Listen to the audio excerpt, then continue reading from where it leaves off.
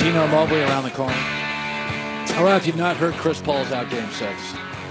You know, it's funny. Charles Barkley kept saying last night, he was like, yeah, this game's kind of bad, and it was kind of ugly. Listen, man, there's so many blowouts in these NBA playoffs. If the score is close, I'm not looking for art.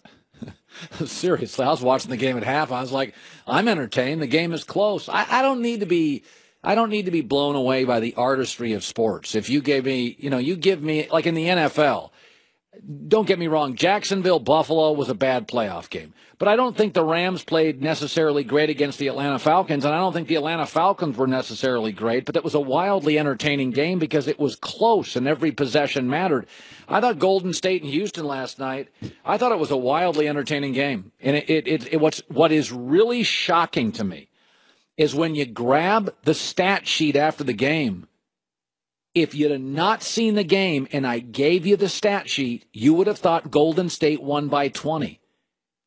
More rebounds, Golden State. More assists, Golden State. Points in the paint, Golden State. Fast break points, 12-2, Golden State.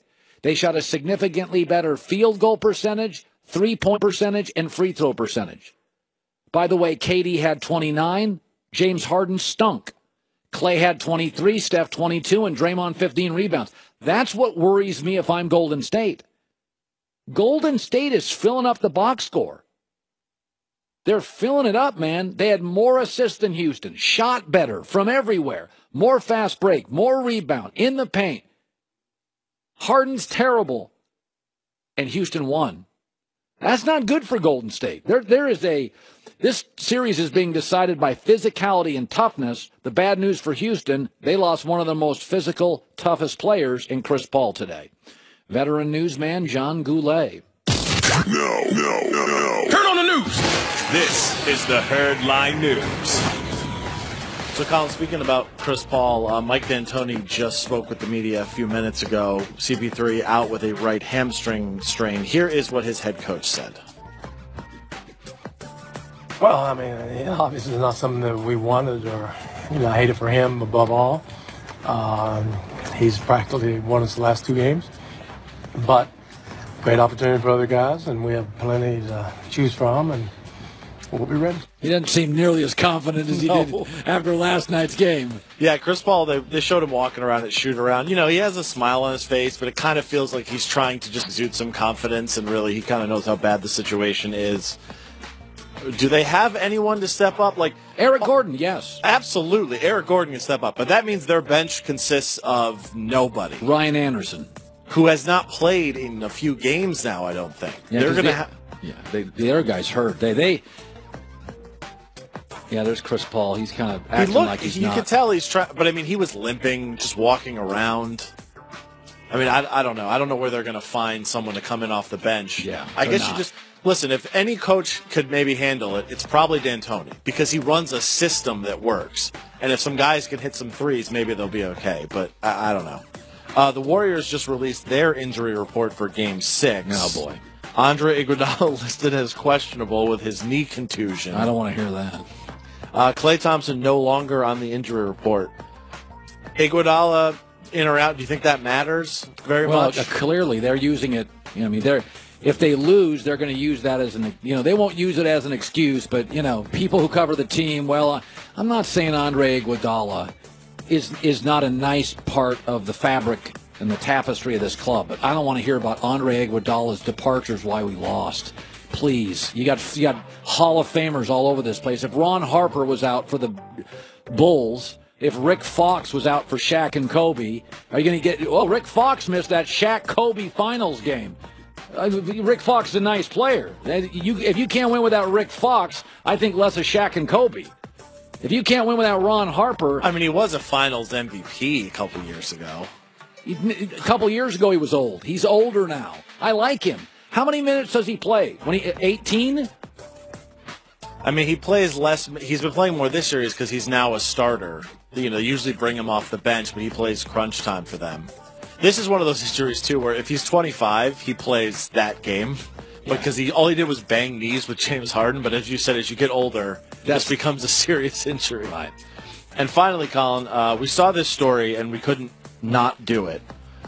Geddy Lee, the lead singer of your favorite Canadian rock trio, Rush, He actually is a big baseball fan. He has a baseball signed by every member of the 3,000 hit club. Wow. So Albert Pujols was the most recent player to get his 3,000th hit, and when he was in Toronto, Geddy Lee, that's where he goes to all the games, got Pujols to sign his ball. I don't really have a question. I just wanted the excuse to play you some Rush. Well, they're Canada's best rock band, along with Nickelback. Tough competition there. Well, a lot of people like Nickelback. Is A lot Rush of still Canadians like Nickelback. Is Rush still performing? Yeah, they still tour. They tour? Absolutely. Do you not travel around the country with them? Listen, I listened to Rush in high school.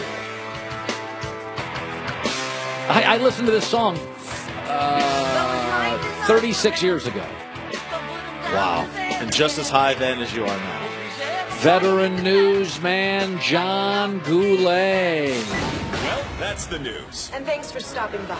The Herd Lie News. Eddie House, Dante Jones, Jason Whitlock just stopped by the show, and Cuttino Mobley, who played 11 seasons. Cuttino played with a lot of great players. He played with Charles Barkley. He played with Scottie Pippen. He played with Akeem Olajuwon. He played with Yao Ming. He played with Glenn Rice. He played, I know Rudy T was one of his coaches, Jeff Van Gundy, Mike Dunleavy, Rick Adelman was one of his coaches. He's also a co-captain of a Big Three team, so he'll be joining us in just 1 second. There was a moment last night in that game. We'll play the video once again of Steve Kerr and Kevin Durant. And it's getting talked about a lot by, would you have to give Kobe that kind of speech, or Michael Jordan that kind of speech, or Tim Duncan that kind of speech? I don't know, but it was just an interesting moment where not only is this little speech by Kerr interesting, but then his reaction later in the game yelling at Kevin Durant is really interesting. But here was the speech last night. When MJ was with the Bulls, we had a playoff game, and he kept trying to score. And he was scoring, but we weren't getting anything going. Phil Jackson said, "Who's open?" I said, "John Paxson." I want you to trust your teammates early. What you're doing is you're getting to the rim, and then you're trying to hit them. I want you to trust the first guy, and then move. Still attack, still look to score, but trust these guys, okay? And then later in the game, you can see right there Kerr screaming at Kevin Durant, pass the ball early in the shot clock. So there is last night Kevin Durant had only 23 passes in the game.